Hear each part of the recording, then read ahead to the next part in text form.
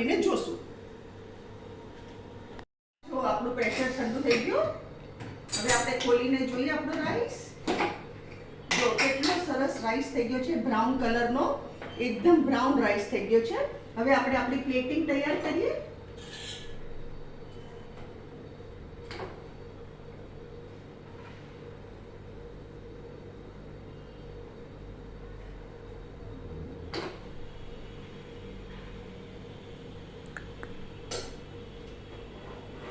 આ દાળ આપણી મસ્ત થઈ ગઈ, ઠીક એકદમ. આને ઘનશાક કહેવાય. ઘનશાક આપણું તૈયાર.